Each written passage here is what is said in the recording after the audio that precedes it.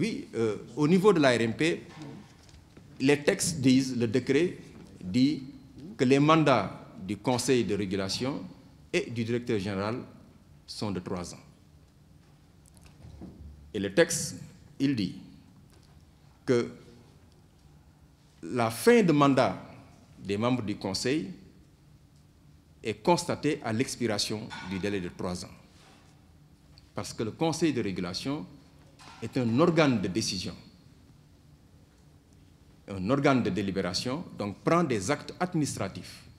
Au terme des 3 ans, le mandat est échu et tous les actes qui sont pris peuvent être annulés. Par contre, cette disposition n'existe pas dans le mandat du directeur général. Le décret ne le constate pas. Le décret nomme maintenant le directeur général sans précision de date. Parce qu'à l'expiration du mandat d'un directeur général, le directeur général est un organe de gestion. La continuité du service doit être assurée jusqu'à la nomination d'un autre directeur général. Pourquoi maintenant l'État a différé la nomination d'un autre directeur général ou le départ de l'actuel directeur général à la fin de son 2e mandat? Parce qu'il y a des mutations organisationnelles qui ont été envisagées bien avant d'ailleurs la fin du mandat, que le président de la République avait saisi M. le Premier ministre d'un travail important en lui demandant, aujourd'hui au constat de l'éparpillement des structures qui évoluent dans la commande publique, le Conseil des infrastructures, le ministère des PPP, l'ADCMP, l'ARMP, etc., il faut mutualiser et avoir les organisations ensemble qui évoluent dans la commande publique et passer d'une autorité de régulation des marchés publics vers une autorité de régulation de la commande publique où l'ensemble des modes contractuels sont regroupés, ce qui permet de mutualiser les ressources techniques, financières, humaines, etc.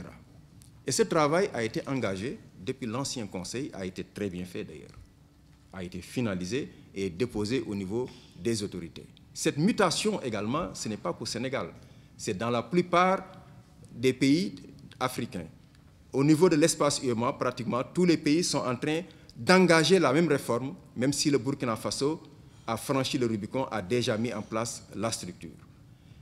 C'est arrivé également que les mandats dans certains pays, notamment la Côte d'Ivoire, le Togo, le Sénégal, les mandats des DG sont arrivés à terme, mais ils ont été maintenus pour les mêmes raisons, pour continuer la réforme, de manière à finaliser la réforme avant de procéder, parce qu'il va y avoir une dégénérescence.